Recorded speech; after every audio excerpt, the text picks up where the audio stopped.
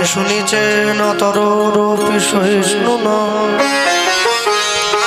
অমানেন মালভেন কীর্তনীয় সদা হরি। কীর্তনীয় সদা হরি। জানিতাই উপস্থিত মহামহালীলা সংকীর্তন রূপে মহত্তর যজ্ঞ অনুষ্ঠান কীর্তন প্রারম্ভে নিকটস্থ দূরগত অনাহত আহত নিমন্ত্রিত অনিমন্ত্রিত যত ভক্তমণ্ডলী ভক্তিমতী মায়েরা আজকে ভক্ত ভগবানের মধুর লীলাগুণ কথা শ্রবণ করবার জন্য উপস্থিত হয়েছেন, তাদের সকলের শ্রীচরণে শতকোটি দণ্ডবত প্রণাম। নিতাই গৌর প্রেমানন্দে হরিবল হরিবল। অনন্ত অনন্ত কোটি বিশ্ব ব্রহ্মাণ্ডের যত নিষ্ঠাবান বৈষ্ণব, নিষ্ঠাবান ব্রাহ্মণ, নিষ্ঠাবান ভক্ত, তাদের সকলের শ্রীচরণে শতকোটি দণ্ডবত প্রণাম। সারা বিশ্বের যত মহামানব যারা সাকারে নিরাকারে আমাদের মাঝে ইতিউতি অবস্থান করছেন, সকল মহামানব বর্গের শ্রীচরণে শতকোটি দণ্ডবত প্রণাম। মানুষকে সম্মান দিলে সেই সম্মান ঈশ্বরে মেলে, সর্বশাস্ত্রে তাহার প্রমাণ পাই। কবিচণ্ডী দাস যিনি উচ্চকণ্ঠে বলেছেন, তিনি সবার উপরে মানুষ সত্য, দেখো তাহার উপরে নাই। হরি বল। জানিতাই গৌর হরি বল। আজ থেকে 540 বছর পূর্বে কলিকালের মাটিতে শ্রীকৃষ্ণ চৈতন্য মহাপ্রভুর শুভ আবির্ভাব। মানুষের দরজায়, মানুষের সাজে, মানুষের বেশে ভগবান গিয়ে দাঁড়িয়েছেন মানুষের সম্মুখে। আজকে যেমন ভগবানের কথা শোনার জন্য সকলে ছুটে এসেছেন, যেদিনকে তার জন্ম হয়েছিল নবদ্বীপে, তাকে দেখবার জন্য সকলে ছুটে গিয়েছিল। তবে তার পূর্বে যেটা না বললে নয়, হরিনাম সংকীর্তন এটা মাটিতেই ভালো, ডায়াস মঞ্চে টঞ্চে ভালো নয়। ডায়াস মঞ্চে যাত্রা, থিয়েটার, অর্কেস্ট্রা, নাটক এগুলো হলে ভালো হয়, অর্কেস্ট্রা ঠিক আছে, কিন্তু কীর্তন মাটিতে, মাটিতে হলে কীর্তন সর্বাঙ্গীন সুন্দর। মানে যারা যাত্রা থিয়েটার শুনতে যায় তারা তো কেউ ভক্ত নয়, তারা হচ্ছে দর্শক শ্রোতা। কিন্তু কীর্তন শুনতে দু ধরনের লোকই যায়, শ্রোতারাও যায়, ভক্তরাও যায়।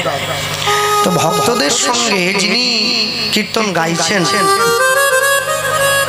তিনি তো যদি ভক্ত নাও হন, 3 ঘন্টার জন্য নিজেকে ভক্ত বলে পরিচয় দিতে হয়। এখন ভক্তদের সঙ্গে যত নৈকট্য স্থাপন হবে, মানে যত সামনাসামনি হবে, তত ভক্তির কথা প্রচারে সুবিধে হবে। আর যত দূরে হয়ে যাবে তত কথা প্রচারে অসুবিধে হবে। হ্যাঁ হ্যাঁ হ্যাঁ, কেন জানেন? সবার আগে একটা জিনিস মনে রাখবেন, যারা মালা তিলক ধারণ করেছেন তারাও গুরু দীক্ষা নিয়েছেন, আর যারা মালা তিলক ধারণ করেনি তারাও গুরু দীক্ষা অনেকে নিয়েছে, অনেকে নেয়নি। কিন্তু তাহলে সকলে কেন মালা তিলক ধারণ করলো না? কেন করলো না? সকলে সংস্কার নেয় নাই। দীক্ষা নিলেই তো হবে না, সংস্কার নিতে হবে। হ্যাঁ, এই কথাটা আমার গুরুদেব আমাকে জিজ্ঞাসা করেছিলেন নবদ্বীপে, যে তুমি যে দীক্ষা নেওয়ার জন্য এসেছো, তোমার যোগ্যতা কি আছে? তুমি কি যোগ্য দীক্ষা নেওয়ার জন্য? তাই বললাম, দীক্ষা নিতে গেলে যোগ্যতা লাগে না। বলছে লাগবে না, স্কুলে ভর্তি হতে গেলে পড়াশোনা শেখার জন্যই তো ভর্তি করা হয় স্কুলে। তবু মাস্টারমশাইরা হেডমাস্টার মশাই তাকে ক্লাসের মধ্যে বসিয়ে জিজ্ঞাসা করে, কিরে কি কি শিখেছিস বাড়িতে একটু বল দেখি। অ বলতে পারিস? একে চন্দ্র বলতে পারিস? ক বলতে পারিস? ও তো ওইগুলো শেখার জন্যই ভর্তি হয়েছে। তবু ওকে মাস্টার মশাই বলছে কি কি শিখেছিস বলতো। ও যদি শিখেই যাবে তাহলে স্কুলে ভর্তি হবে কেন? তখন ওর মা পাশ থেকে বলছে, বলো বলো তুমি যে এবিসিডি শিখেছো বলো, তুমি যে অটা শিখলে বলো। তা ঠিক হরিনাম ভগবান শ্রীকৃষ্ণ চৈতন্য মহাপ্রভু রাধা গোবিন্দের স্কুলে ভর্তি হতে গেলেও প্রাথমিক একটা শিক্ষার প্রয়োজন আছে। হ্যাঁ, একদম প্রাথমিক শিক্ষা গ্রহণের পর তারপরেই গুরুদেবের কাছে যেতে হয়। যেমন ধরুন অনেকের বাড়িতে অনেক অনেক শাস্ত্র গ্রন্থ আছে। কেউ শ্রীমদ্ ভাগবত রেখেছে, গীতা তো সব বাড়িতেই আছে কম বেশি। প্রত্যেকেই বাড়িতে তাদের বাড়িতে গ্রন্থ আছে। সবাই যে আমার মতো লাল কাপড় দিয়ে মুড়িয়ে রেখে দিয়েছে এটা আমি বলবো না, কেউ কেউ পড়াশুনো করে। আমি শুধু ধূপ দেওয়ার জন্য রেখেছি। সবাই যে ধূপ দিচ্ছে তা তো না, কেউ একটু খুলে খুলে দেখছে, আসন একটা পেতে খুলে খুলে দেখছে। এখন একটা জিনিস আশ্চর্য জানবেন, যখন কোনো গ্রন্থ পড়তে বসবেন, পড়তে বসার সময় সেই গ্রন্থের কাছে অনুমতি নিতে হয়। এটা জানেন কি? অনুমতি নিতে হয় যে আমি যে তোমার লেখা অক্ষরগুলো পড়বো, তুমি আমাকে অনুমতি দাও, তোমার এই প্রত্যেকটি কথার অর্থ আমি যেন অনুভব করতে পারি। কারণ গ্রন্থ কোনো ইতিহাস ভূগোল বাংলা বিজ্ঞান বই নয় যে পড়লেই মুখস্থ করলেই বোঝা যায়। তাই জন্য অনুভবের দরকার আছে। অনুভব যদি না করেন, হ্যাঁ, মন কোনোদিন কামনা বাসনা ছাড়তে চাইবে না। মন একটা এমন এক ধরনের বস্তু না, মন এমন, যার জন্য মনকে 10 ইন্দ্রিয়ের থেকেও একটা ইন্দ্রিয় হিসাবে আলাদা করে ধরা হয়। একাদশ ইন্দ্রিয়, 5টা জ্ঞানেন্দ্রিয়, 5টা কর্মেন্দ্রিয়, মন একটা ইন্দ্রিয়। কেন? মন কোনোদিনই ছাড়তে চায় না। 90 বছর বয়স হয়ে গেলেও মন চায় যে একটু যদি শিঙি মাছের ঝোল দিয়ে ভাত খেতে পারতাম, একটু মনটা ঠান্ডা হতো। মন কোনোদিন না বলবে না। 5টা বাড়ি করার পরেও মন চায় আরেকটা বাড়ি করতে পারলে ভালো হয়, মন না বলে না। হ্যাঁ, 80 বছর বয়সে গিয়ে অনেকের বিয়ের শখ জাগে। কেন? বলে মন চেয়েছে। অতএব মন আপনাকে না বলবে না। আচ্ছা, তাহলে যে কামনা বাসনার সাগরে মনটা ডুবে আছে, যারা বুদ্ধিমান ব্যক্তি হয় তারা কি করে? কামনা বাসনাটাকে বাদ দেয় না, ওটা থাকুক, ওটা থাকবে। তারা মনটাকে ওইখান থেকে তুলে নিয়ে যায় গুরুচরণে। আমি যদি মনের পরিবর্তন ঘটাতে পারি তাহলে কিন্তু আমার জীবনের দুঃখ কম হবে। মনটাকে তুলে নিতে চেষ্টা করতে হবে। এখন মনটাকে তুলে নিতে চাইলে কি করতে হবে? অনেকে শুধু দুধ খেতে পারে না, দুধে একটা ঘাস ঘাস গন্ধ আছে। তার জন্য আগেকার দিনের লোকেরা কি করতো? দুধে 1 চিমটি কর্পূর দিয়ে দিত। একটু কর্পূর দিলে কি হয়? দুধের একটা সুগন্ধ হয়, বেশ সুন্দর গন্ধ একটা দুধে আসে। কিন্তু কর্পূর দিলে দুধের পুষ্টিগুণটা আরো বেড়ে যায়। ওই জন্য সবাই ওই দুধটা সহ্য করতে পারবে না। তা যার জন্যে একটা তালমিছরির টুকরোও দেওয়া হয়। তা আপনি কামনা বাসনার থেকে মনটাকে তুলতে চাইলেই মনটা উঠবে না, একটু কর্পূর দিতে হবে। কর্পূর কি শুধু গুরু দীক্ষা নিয়ে বাড়িতে ঘুমিয়ে থাকলে হবে? একটু কীর্তন শুনতে হবে, একটু হরিবাসরে গিয়ে বসতে হবে, একটু ভাগবত পাঠে গিয়ে বসতে হবে, একটু সাধু সঙ্গ করতে হবে, একটু নিষ্কিঞ্চন ভক্তের মুখে হরি কথা শুনতে হবে। তবে মন একটু আস্তে আস্তে করে ফিরবে। এইবার মন যখন ফিরবে, আস্তে আস্তে করে ফিরতে ফিরতে ফিরতে ফিরতে ফিরতে ফিরতে কামনা বাসনা মনে থাকবে, মনে থাকবে না? কীর্তন শুনতে শুনতে ঝম করে বৃষ্টি এলে শাশুড়ি মা বৌমাকে ডাক দিয়ে বলছে, কি গো ছাদে কাপড় জামা তুলে এসেছিলে, কীর্তন শুনতে চলে এলে, দেখেছো? মন কিন্তু তোমাকে ডেকে নিয়ে যাচ্ছে। মন শুনবে না, কিন্তু আস্তে আস্তে করে যদি পরিবর্তন করার চেষ্টা করো তাহলে একটা সময়ের পরে গিয়ে মন কিন্তু পরিবর্তন হবে। আর যখন মনের পরিবর্তন হবে, মানসিক অবস্থার পরিবর্তন হবে, মনের পরিবর্তন হলে আপনি বুঝবেন কি করে? আস্তে আস্তে, কথা না, কি করে বুঝবেন? যেমন আজকে কীর্তনের আগে এক বাবু গিয়ে আমাকে বললেন চটপট করে কীর্তনটা শুরু করতে হবে। বললাম কেন? বলছে নাহলে ওখানে অর্কেস্ট্রা হচ্ছে, লোক সব চলে যাবে। এখন কথা হলো যারা শোনবার নয় তারা অর্কেস্ট্রা হলেও চলে যাবে, না হলেও চলে যাবে। তাহলে আপনি শোনাতে থাকতে হবে, একটা আস্তে আস্তে করে ধীরে ধীরে করে লোকের মানসিক অবস্থার পরিবর্তন হবে। আপনি চাইলেই ঝট করে 16 হাত বাঁশ একসঙ্গে নামিয়ে নিতে পারবেন না, মাঝখান থেকে ফেটে যাবে।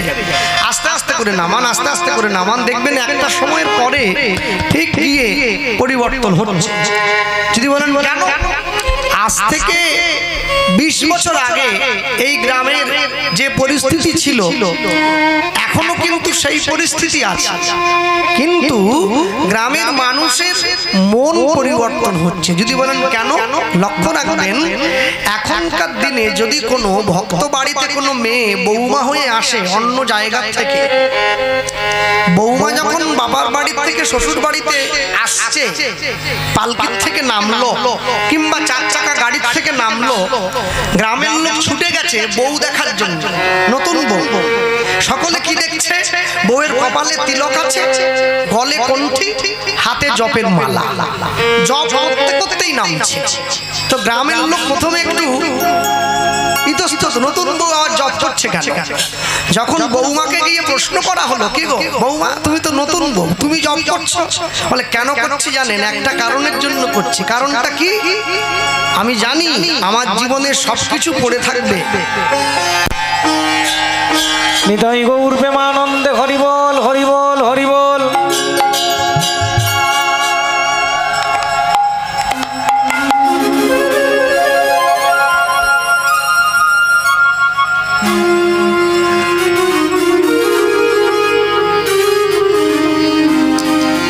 যখন এ কথা বৌমাকে গিয়ে জিজ্ঞাসা করা হলো, তখন বৌমা বলছেন আমি জানি আমার জীবনে সবকিছু পড়ে থাকবে, আমাকে চলে যেতে হবে। তাহলে চলেই যখন যেতে হবে, যে কটা দিন সময় আছে আমি নিজের জন্য কেন করবো না? হ্যাঁ, এই যে মালা দেখছেন না, যারা মালা জপ করেন, আমি যদিও জপ টপ করি না বলতে পারবো না, যারা করে তাদের কথা বলছি। হ্যাঁ, যারা করে মালা শুধুমাত্র ঝোলা নয়, আর ঝোলার মধ্যে 108টা কাঠি নিয়ে গোল গোল গোল গোল করে ঘোরানো নয়, আর শুধু ওই 16 নাম 32 চক্কর জপ করা নয়। মালা হচ্ছে একটা যন্ত্র। কি যন্ত্র? মালা হচ্ছে সেই যন্ত্র যা দিয়ে ভগবানকে বশে রাখা যায়, যা দিয়ে ভগবানকে ভক্তের ছোট কুঁড়ে ঘরে নামিয়ে আনা যায়, সেই যন্ত্র হচ্ছে মালা। হ্যাঁ, ওই জন্য যারা মালা জপ করেন তারা সব সময় শ্রদ্ধার পাত্র, সব সময়ের জন্য শ্রদ্ধার পাত্র। আর এ কারণেই গৌরচন্দ্রিকার শুরুতে বৈষ্ণব মহাজন লিখেছেন, প্রণমঃ কলিযুগ সর্বযুগ সার। 3টে যুগ চলে গেল, সত্য, ত্রেতা, দ্বাপর, কলিযুগকে প্রণাম করা হচ্ছে কেন? এরপরে লিখলেন হরিনাম সংকীর্তন যাহাতে প্রচার। 3টে যুগ চলে গেল, 3 নম্বর যুগের শেষে 4 নম্বর যুগকে প্রণাম করছি। হরিনাম সংকীর্তন প্রচার হয়েছে কার হাত ধরে? ধন্য কলিযুগ, ধন্য অবতীর্ণ শ্রী চৈতন্য। তাহলে কেন কলিযুগকে প্রণাম করলাম? এইবারে বৈষ্ণব মহাজন কারণটা লিখছে, কেন প্রণাম করছেন ওই লিখছেন। দূরমতিয়তে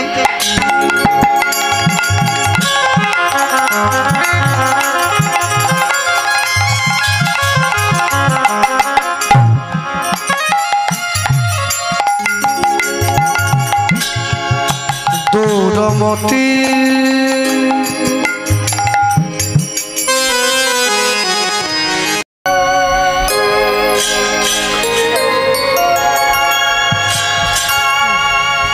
দূরমতিয়ত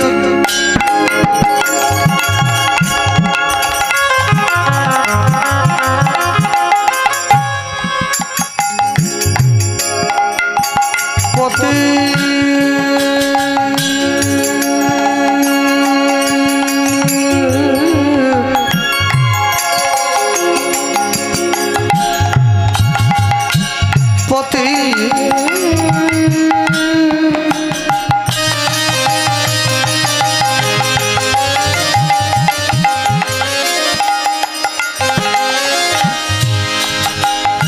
ঐনপতি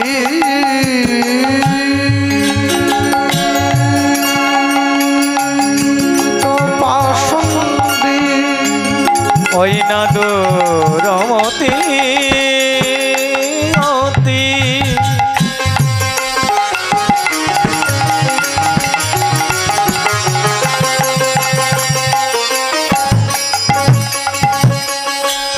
ও ভাই পতিত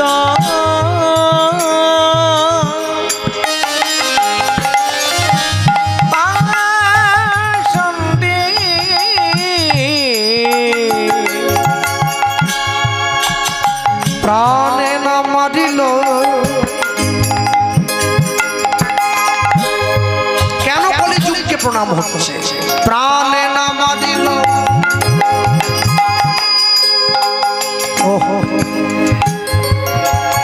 রাবণ কুম্ভকর্ণ মেরে দেওয়া হয়েছে হিরণ্যাক্ষ হিরণ্যকশিপু মেরে দেওয়া হলো অগাসুর বকাসুর কংস পুতনা মেরে দেওয়া হয়েছে কিন্তু জগাই বাদাই উদ্ধার চপন গোপাল উদ্ধার মলয় চাঁদ কাজী উদ্ধার বদার উদ্ধার কি এক হয়ে গেল না প্রাণে না মারিল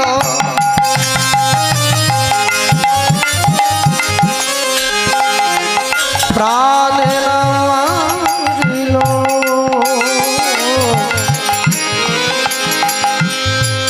প্রাণে না মারিল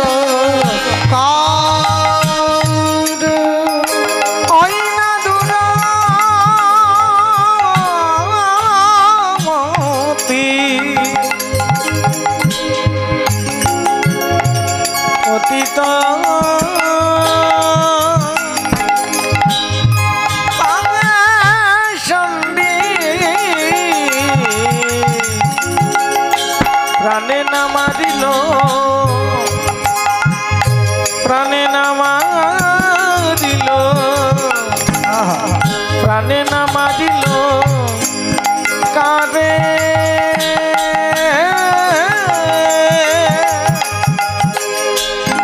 হরিনাম দিয়া জীবের হৃদয় সধীর যাচি গিয়া সবার ঘরে ঘরে দেখো হরিনাম দিয়া হরিনাম দিয়া জীবের হৃদয় দিল যাচি গিয়া সবার ঘরে ঘরে হরিনাম দিয়া জীবের হৃদয় সধীন যাচি গিয়া সবার ঘরে ঘরে দেখো হরিনাম দিয়া হৃদয় দিল যাচি গিয়া সবার ঘরে ঘরে বলি যেচে সাধে হরিনাম দিল সেজে যেচে সেজে হরিনাম দিল সেজে যেচে সাধে হরিনাম দিল সেজে যেচে সেজে হরিনাম দিল ওই যে জাতের বিচার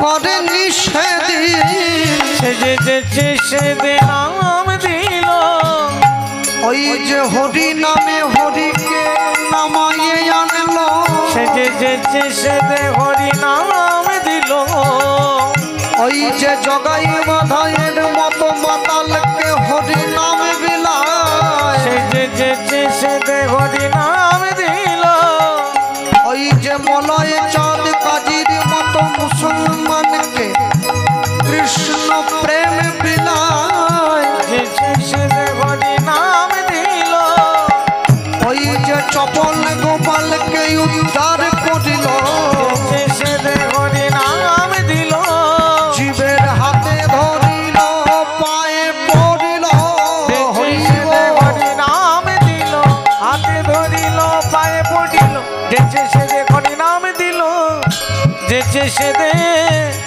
হরি নাম দিল হরি নাম দিয়া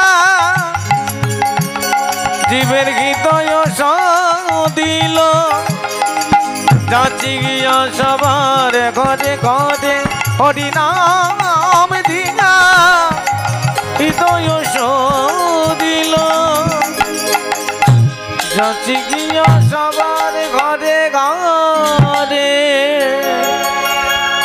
যে ভগবানকে ভালোবাসে ভগবান তাকেও নাম দিল, যে ভগবানকে ভালোবাসে না ভগবান তাকেও নাম দিয়েছে।